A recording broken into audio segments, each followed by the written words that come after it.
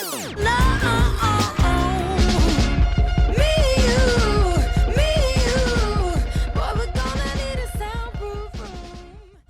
vinyl community, it's Tone. I'm back to do another episode of 5 Quickies. And if you haven't watched the first one that I did back in June, it's not going to be a super reoccurring, well, it's going to be reoccurring, but it's not going to be every week or every 2 weeks or maybe every month, maybe every couple months. But what it is, it's kind of opposite of my Exposed series where I do a total in-depth overview of a single release.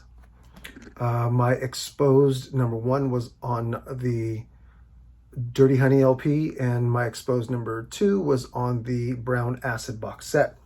With the 5 Quickies, it's just going to be more mainstream music that I think it's going to be 5 LPs, compact discs, it just depends, that I feel are worthy of putting into anyone's collection.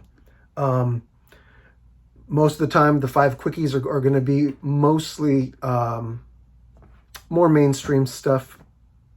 It just depends. We'll see as we go along. Anyway, so I have 5 I want to show really quickly. I don't get expository with these. I just do a quick 30 seconds overview as to why I think I'm recommending them. Did that make sense?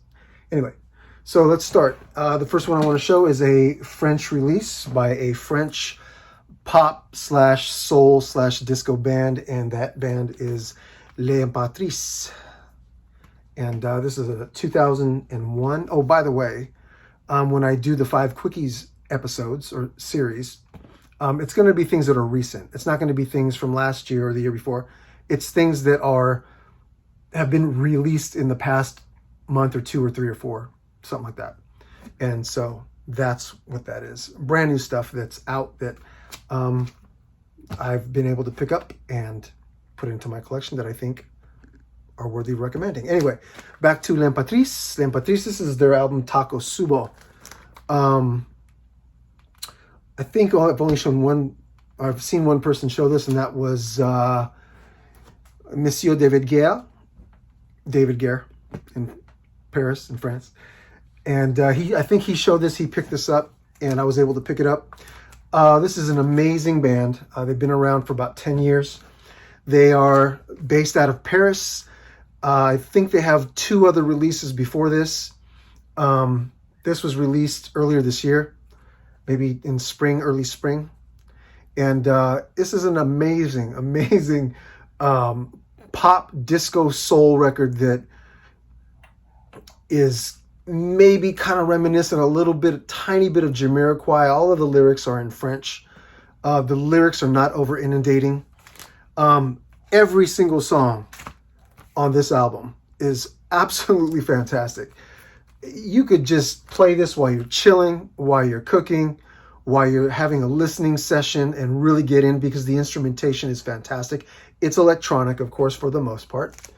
And it's a female lead singer, and the rest of the band members, it's a band. The rest of the band members are male. And man, this was my first Leatrice record.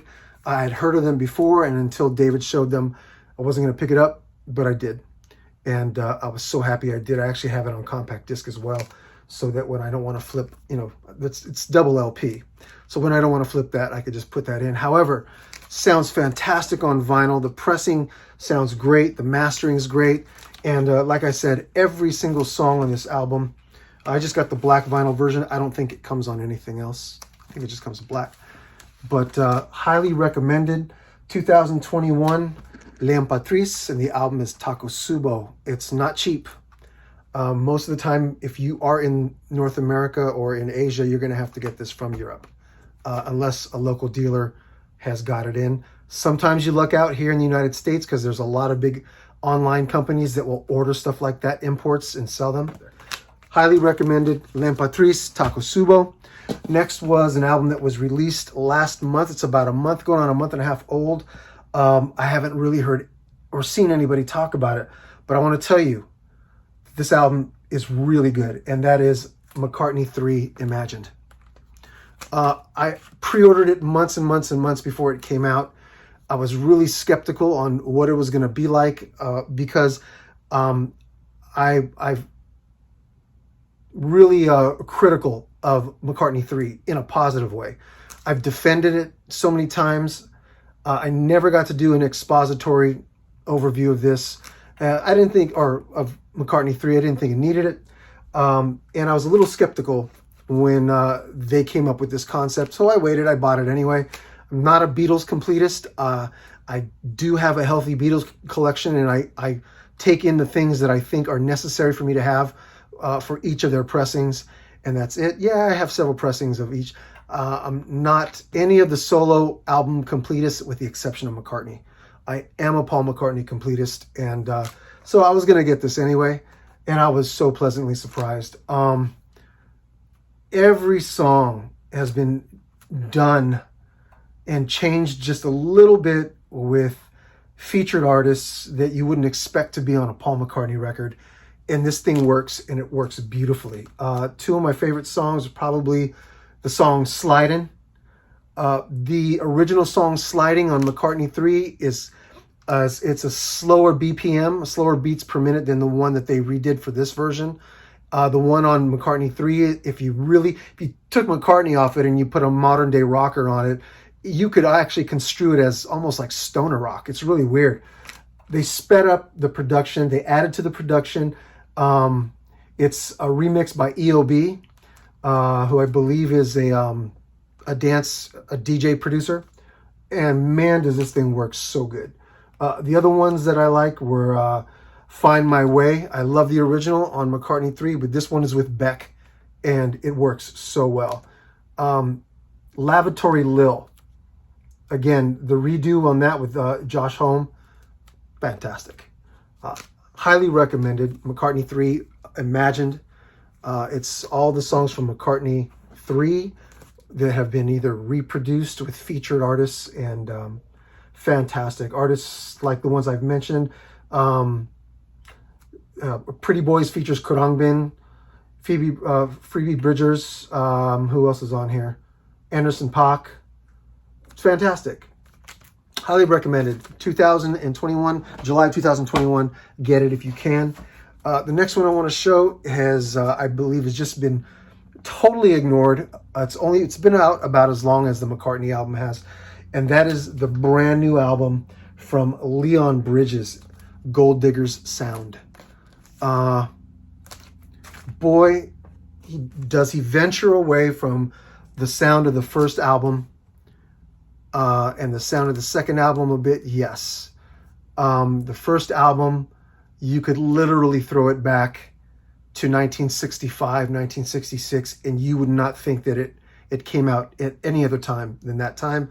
The sophomore album, which was just as good, it was kind of an advancement, as if he was moving through time. So the sound was more like late 60s, a little bit more Northern soul, but as soul was kind of transitioning into 70s, and it was kind of trying to find its identity. But this one ventures right into the early 70s vocally, yet with a slightly modern R&B soul sound. He blends that early 70s vocal with a slightly more modern production so beautifully. And literally every single song on this record is so good.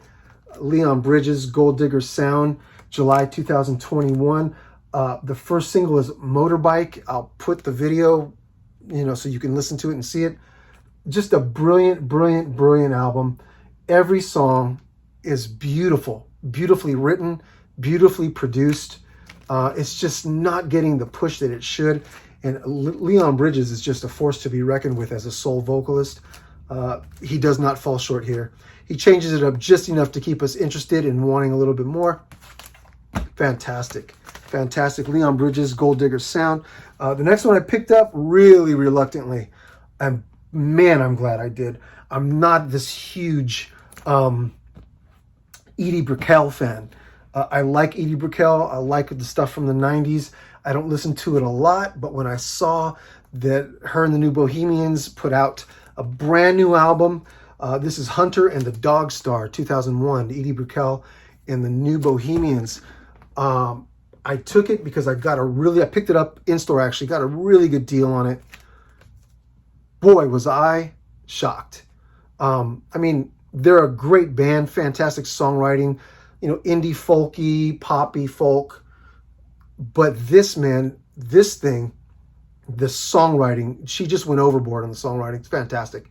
And just a slight psychedelic undertone to almost everything. Not every song, but almost every song has some sort of a modern psych undertone to it. And I've listened to this thing 20 times already. It's such a good record. And again, 2021 on Shuffle Records, Edie Brickell and the New Bohemians. The album is titled Hunter and the Dog Star. It's really good. Honestly, I would give it as VCLT to almost anybody I know here in the vinyl community. It's just really, it was a shock to me. Fantastic record. So highly recommended. Last but not least, number 5. This also came out last month, the end of last month. I'm sorry, we're in September now. July. So McCartney was July, end of July. Leon Bridges was the end of July, and this last one was the end of July. And I pre-ordered this back in spring. Boy, they don't disappoint at all. Durand Jones and the Indications, Private Spaces. With the first one, they were straight Northern Soul. The second one showed them moving more towards, almost like the Leon Bridges record, more towards that transitional time from 60s to 70s. And this one, they beautifully jumped right into the early 70s. And fantastic soul record. Highly recommended. Durand Jones and the Indications, Private Spaces, 2021 on Dead Oceans Coal Mine. That's about it, VC. I appreciate you guys visiting, hanging out, and checking out this episode of 5 Quickies. And I'll talk to you soon. Peace.